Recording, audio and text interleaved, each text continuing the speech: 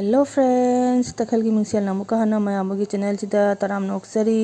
ngasi अनौब video अमा पुना मयाम मफमदा लाक्सरे मयाम हुजिकसे पुंग मरी मखाय तारे मयाम पुंग मरी मखाय दना हगोलिसे मपान बा मम्मी से अदो ngasi जे इचा नुपी जे स्कूल की पिकनिक लेबा मोगी दो स्कूल की पिकनिक चत्तोरे ने अदो माकी तमाई फ्राइड राइस सेमगे ने अदो सि चेंग तिंगे मयाम बासमती राइस ना सेमदोइने ने अदो चेंग दो हाना तिंगदि पुंग मो हान तिंगदि यादबा अदो चेंग दो हान तिंग छले दे माई मिता थोए मयाम द हुजिकसे सुम माई मिता ना खोना सुम लोरक पदने खोंखुद हामना माई मिता ना लोरक पदा पुंग मंगा तारक तोरेबा द मयाम हुजिक मी मरी मंगागी सेमी ओइना हायबा अतोपना हिजांगदि मोय ममाना बेतोपना परकनी अदो फ्राइड राइस से माना पुदोबा मोय मरी मंगागी ने अदो सेमगाइन तौरिनि मयाम माई मिता ना दि लोयरे हुजिक चंगनी सेमबिरुरगे पुंग मंगा तागदबने मिनिट अनि तंगाइरेबा सिदा चेंटिंग चेंगो लेरे मयाम अदुगैदि गाजर गा अदु बीन्स का मंगन असंगजे मोटरसुटी से सिगा ngana सेमना कोना लोय थमजरमबनी रेडी तौना सिदा खा लौजरे काजू का किसमिस के लौजरे मयाम अदुगैदि सोमना कंदना आई कनो तौरेबा चाकसे थोंनबने इसिंग थांगतख्रे सोंदा येमिनेरसि मथंग मथंग सोमदा ई चाकसे थांगतनबदिने इसिंग थांगतले मयाम इसिंग जिगने थाव खरा हापे थाव अंगोबदो थाव अंगोब खरा हापे ने थुम खरा हापे अदुगैदि कनो हापतोइनिबा सिगा लेबु कागजी कनोदो खतंग सुमजलनेबा महीदो अदुगैदि अदु कनोगा गरम मसाला गिने स्टार एनिस ने अदुगैदि लौंग ने इलायची ने अदुगैदि कार्डेमन दो अदुगने हापगने चेंग से मैम 80% नते 85-90% हम कुक तो दिन में मैम सुम हई पोनीदा सिदी ला लाइब कनोनी अदु अइना थोंजबदो चोय वारी ने मैम अदु सिदाई चेंग से लेरे चेंग चामथोंगा थम्मे हुजि खपचलनी चेंग से दो हुजि सि कुक तो देनी सुम नॉर्मल सिंपल होना तिलो का करिगा अमता हापरोयबा सुम सिंपल होना कुक तो देनी मैम येनरसि तंगथा अई मोटरसुटी ने सुम चाक थोंबसिगने सुम हपचलनी केना हेदा होन फ्राई तबदने असि मोंग चारबा जामना फ्राई तवे कनो तो पुखाइगिनी नते न दैदि फ्राई तवद्रे मुल होरे बदुना ए सुम चाक थोंबसिगा मोटरसुटी सुम हपचलेबा ए नने जामना जांग तवरपदने सुमने खरा तपने न मतम लेना तवबोइदिने खुत्त मतम दो पाइना तवबोइदि कन तवबा दे चाकसे सिगा हिदोए इसिंगदो मखादा इसिंग कन तव मचुम ताहालेबा अदे सोमदैगी चाकसिम फ्राई तौदोइनिना येमिनेरसि सिदाइगे तेजपत्ता लौंगा इलाच कार्डेमन लौरे सिगा सब्जी बुजे लौजरे मरो टेकपदिने आई मपुम मोइनानि का हापनि अंगांनिने चाबा ngamदोइरा ngamोइदोरा मयाम ngammaga मोइ मरो मपुम दुगैने सुम चाजरनिबा सिगाइगे सब्जी जिंदुगा काजू किसमिस लोदने अंक फ्राई तौरनि फ्राई तौर थांगतोइनेबा थांगना थमग्रागा कोना अमुकमु चेंग फ्राई तौरपदो अदुगा मिक्स तौदोइनि मयाम अदो मैम ममा मपा ओइबाइसे अराइबदि नतेको ममा मपा ओइबगी ड्यूटी यामनी जामना लुई ममा मपा ओइबासे इचानगी तमा होनारिबनेबा तुमरी मखाइदा हो हगोलना करिदा सोहिगदगे करिदा तौहिगदगे आना ममा आइदो ओइरबनिना हुजि खंगिबनेबा अखोइ चावनबो जोलकदि इमाना अखोइ इमाना से क्या जम वारमगने आइदो अमतमदुगदि खंगदेबा हुजिकि खंगबा ngamनेबा क्या वारमगने आइसे अखोइदि अमतनि अदो इमा होगिदि अखोइ इना अहुमनेबा अहुमदो होनारैनि जों वारमोइद्रा आइदि अमतंग होनबसि वारेबा अदो वारे हाइबा यादे मैम इचागी तमा तौबने सि नुंगाइबे मनि याम लाइबक फबनि असितंग तौजबे हाइना लाइथों क्या नमते नति तारना कप्पो मों पाजि याविदनको अदुगिदि इखोना चंदीबा हाइ तारे इजि जामने इचागी कहि मंगा मते ने यामने जामना वाना फंजबा इचा हाइ तारे मागी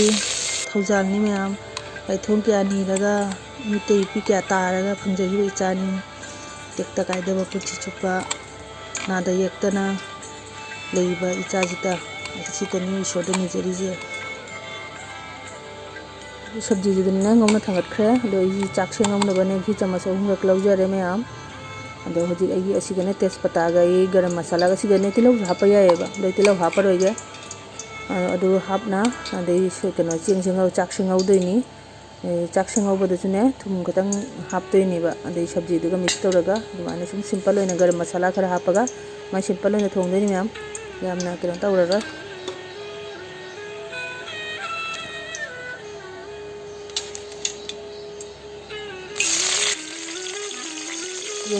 ꯍꯞꯇꯥ 10 ꯐꯥꯞꯄ ꯚꯤꯗꯤꯑꯣꯅꯤ ꯃꯌꯥꯝ ꯑꯩꯅ ꯏꯁꯥ ꯉꯝꯗꯕꯒ ꯈꯣꯠꯇꯕꯒ ꯁꯨꯝ ꯑꯩꯅ ꯑꯞꯂꯣꯗ ꯇꯧꯗꯅ ꯊꯝꯕ ꯃꯌꯥꯝ ꯉꯁꯤꯗꯤ ꯑꯁꯨꯝ ꯇꯟꯅ ꯋꯥꯅ ꯑꯁꯨꯝ ꯁꯦꯝꯖꯔꯦ ꯃꯌꯥꯝ ꯀꯨꯏꯔꯦ ꯍꯥꯏꯅꯅꯦ ꯑꯞꯂꯣꯗ ꯇꯧꯔꯒꯦ ꯍꯥꯏꯅ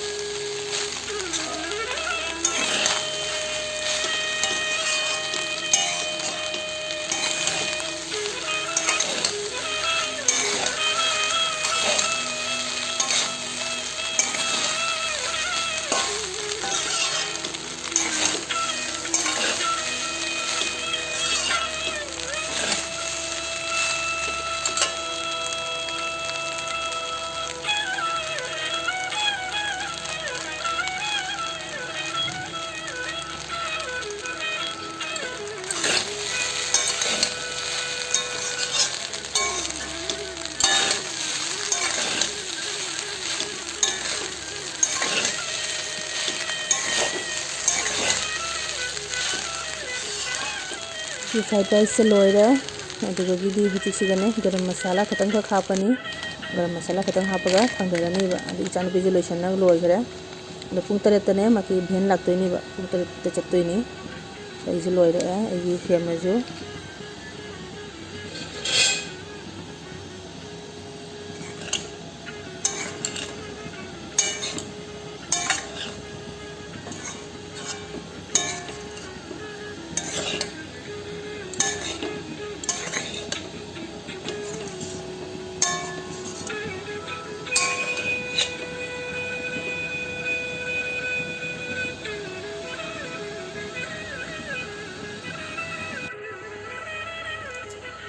हॉटपॉटसिगा मोय मरी मंगागी हापीरे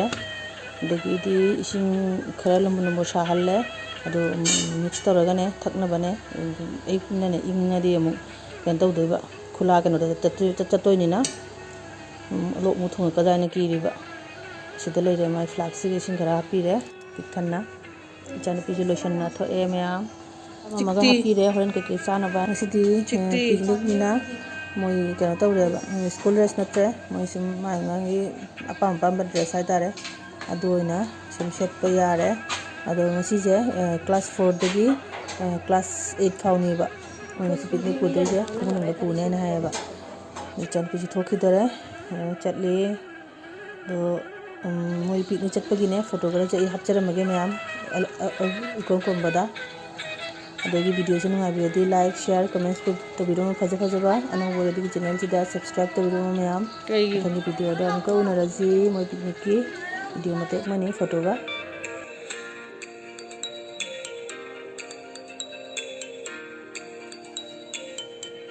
मेमोरी होने लेहौना बायना फोटो सिंजे सुम कनो जिगने वीडियो जिगने हापचरबनी